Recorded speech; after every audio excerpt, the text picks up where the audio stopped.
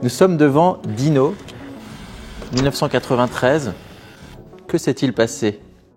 C'était il y a 30 ans, il y a une sorte de contraction du temps, ce qui fait que c'est un des aspects les plus saisissants quand on est devant cette œuvre, c'est qu'on est devant une sorte de zone de turbulence.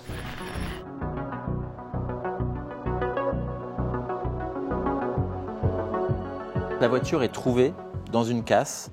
Il reste encore les bris de verre à l'intérieur, il reste presque de la terre des bas-côtés de la route. Et en même temps, il y a le rouge de la peinture Ferrari, parfaitement encore luisant. Il y a quelque chose de très méticuleux dans la façon dont elle doit être présentée. C'est une œuvre qui est extrêmement fragile. C'est une œuvre qui ne supporte pas 1 milligramme de poussière. Parce qu'à ce moment-là, elle va basculer du côté de l'épave. Cet accident est réalisé avec une Ferrari. Et une Ferrari, c'est une marque, c'est le monde de la course, c'est le monde de la voiture d'un certain type. Et donc l'accident est presque induit dans cette marque-là parce qu'il y a un danger. Elle est synonyme à la fois d'une épopée et d'un danger.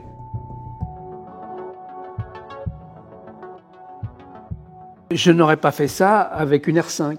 C'est un accident ordinaire avec une voiture extraordinaire.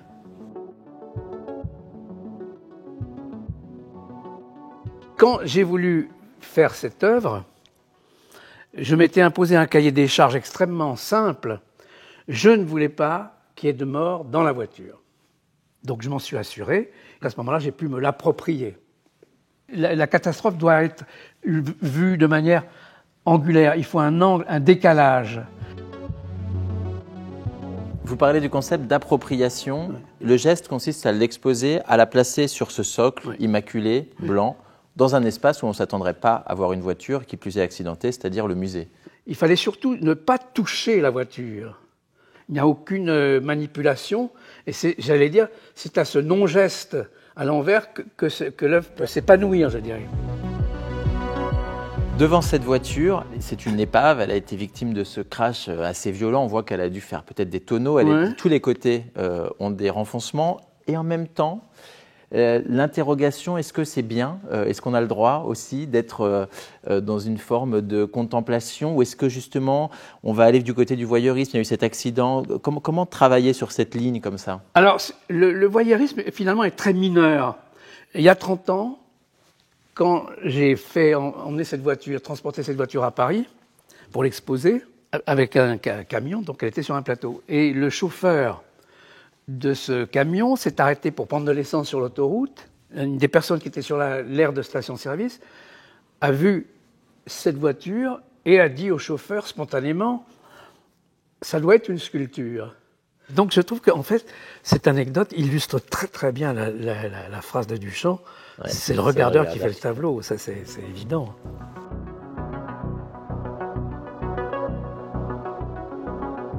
On est donc en 1993, mais le temps, on en a parlé, c'est une contraction, ça n'existe presque pas avec cette voiture. La regarder aujourd'hui, 2024, elle nous porte toujours un message aussi, c'est-à-dire que c'est une œuvre à interprétation multiple, j'ai l'impression. Ah oui, là, il y a beaucoup de tiroirs pour l'interpréter. J'ai conçu cette œuvre à l'époque qui était très liée à un contexte, j'allais dire, très post-duchampien. C'est-à-dire que le ready-made, la beauté d'indifférence, on était devant un objet devant lequel on avait le minimum d'affect. Et donc, ça m'intéressait de faire le contraire, d'être devant un objet sur lequel je ne suis absolument pas intervenu, et qui est donc les vertus totalement inverses à la beauté d'indifférence.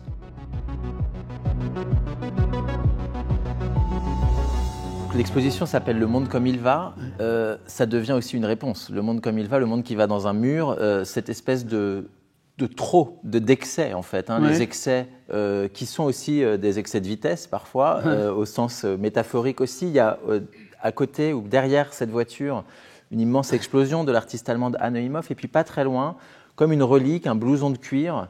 Sous ce blouson de cuir, un tas de sucre, comme si cette énergie s'était évaporée, gaspillée, avec cette explosion derrière, cette voiture dont on a perdu le contrôle. C'est aussi vraiment cette idée d'un déséquilibre. Et cette voiture fait partie... D'ailleurs, est-ce que je peux l'appeler cette voiture ou cette sculpture? Comment la considérez-vous? si on voulait résumer un peu ce que je fais, c'est installer un principe d'incertitude sur à peu près tout. Et le langage lui-même est déjà source d'incertitude, donc appelez-la comme vous voulez. Donc cette voiture fait partie de ce que vous appelez les chantiers. C'est ça. Il est souvent désigné comme ready destroyed, sûrement par ironie vis-à-vis des ready-made.